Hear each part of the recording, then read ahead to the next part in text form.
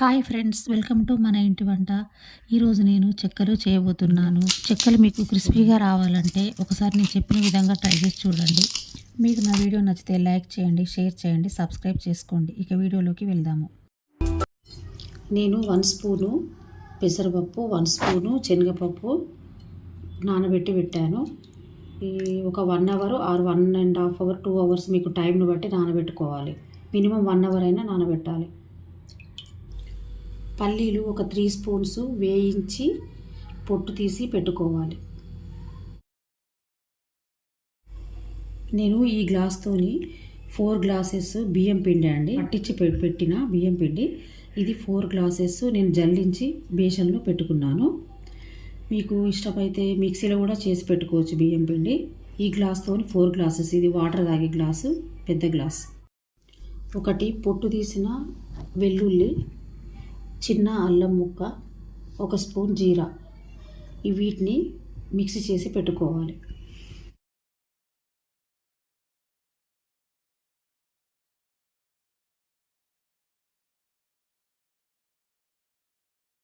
నేను ఈ గ్లాస్తోని 4 గ్లాసెస్ బియ్యం పిండి తీసుకున్నా.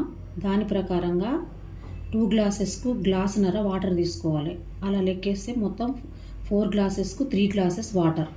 3 గ్లాసెస్ వాటర్ తీసుకోవాలి ఈ గ్లాస్తోని. ఇందులో మిక్సీ చేసిన ఎల్లిపాయ జీలకర్ర పేస్ట్ వేసుకోవాలి. నానబెట్టిన శనగపప్పు, పెసరపప్పు వేసుకోవాలి. పల్లీలు, 1 స్పూన్ కారం, స్పూన్ సాల్ట్ ఇలా వేసుకొని అన్నీ కలిపి నీళ్లను మరగనివ్వాలి. కరివేపాకు వేసుకోవాలి.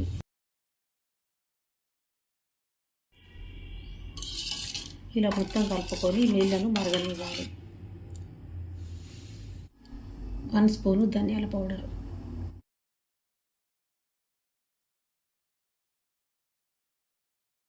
ఇది 1 స్పూను ఓమ, మన ఆరోగ్యానికి మంచిది కనుక హెల్త్కు. ఇందులో గారెలలో వేస్తున్నా. ఇట్లా బాగా నలిచి వేయాలి.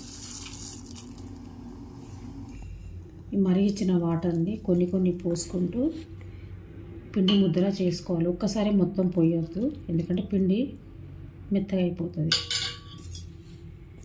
ఫస్ట్ స్పూన్తో కలపాలి, ఎందుకంటే వేడి ఉంటుంది కదా, అందుకే ఫస్ట్ స్పూన్తో కలిపి తర్వాత చేతితో కలుపుకోవాలి చల్లబడ్డాక.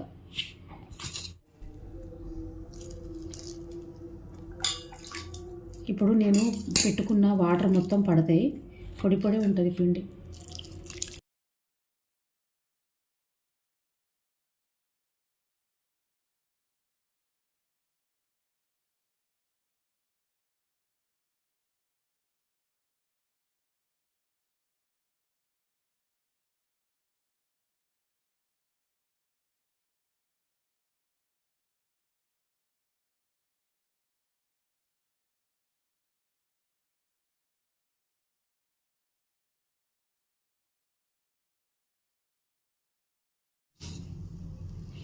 ఇలా పిండిని కలుపుకొని ఈ పొడి ఉంటుంది కదా అండి, వీటిని చల్లారే వరకు ఒక బేషన్లో వేసి పెట్టుకోవాలి. పెట్టుకున్నాక మన నార్మల్ వాటర్ వేసి మామూలుగా మనం గారెల పిండి ఎలా కలుపుకుంటాం అలా ముద్ద లెక్క కలిపి పెట్టుకోవాలి.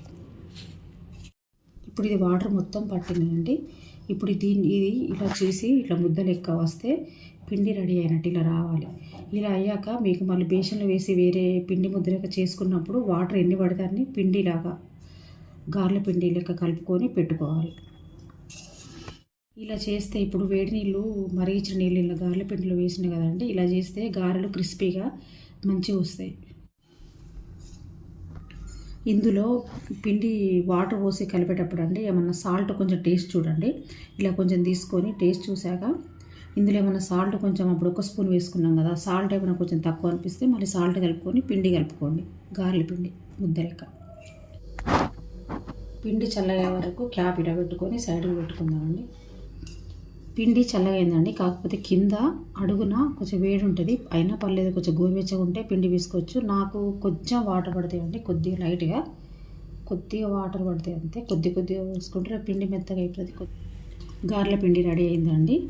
నాకు ఆ బౌల్లో పిండి పిసకడం కొంచెం ప్రాబ్లం అయిందండి. మనకు దేనిలైనా కొంచెం బేషన్ ఉంటే ఫ్రీగా ఉంటే మంచిగా చక్కగా పిసుకోవచ్చు. ఇప్పుడు ఈ బేషన్లో నేను పిండి పిసికి పక్కకు పెడుతున్నానండి. ఒక హాఫ్ అన్ అవర్ 15 మినిట్స్ పక్కకు పెడదామండి. మన వీలు బట్టి మనం చేసుకోవచ్చు. ఇది ఆయిల్ కవర్ కట్ చేసి ఇలా పూరి ప్రెషర్కి పెట్టి చేసుకుంటాం. ఇప్పుడు ఈ కవర్కి ఆయిల్ ఉందండి. ఒక 4-5 అలా అవుతాయి. ఇప్పుడు నేను దీనికి ఆయిల్ రాయలేదు. ఇలా పెట్టి ఇది ఇలా పెట్టేసి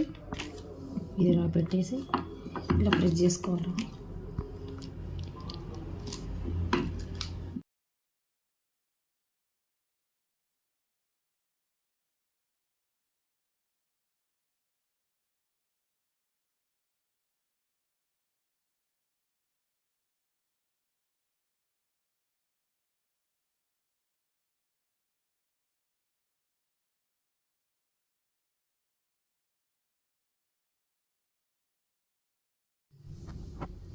ఇలాగనే అన్ని గారెలు చేసి పెట్టుకోవాలండి.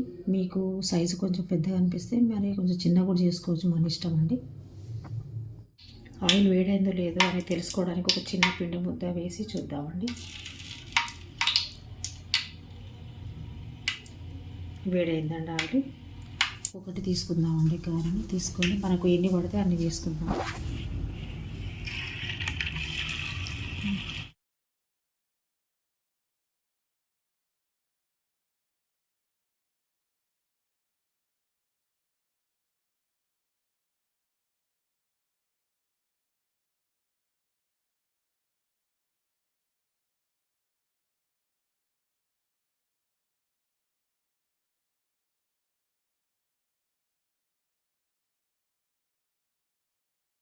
గారెలు చక్కగా క్రిస్పీగా రెడీ అయ్యాయండి.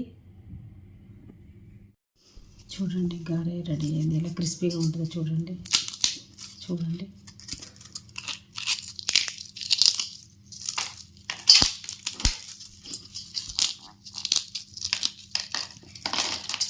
మీకు నా వీడియో నచ్చితే లైక్ చేయండి, షేర్ చేయండి, సబ్స్క్రైబ్ చేసుకోండి.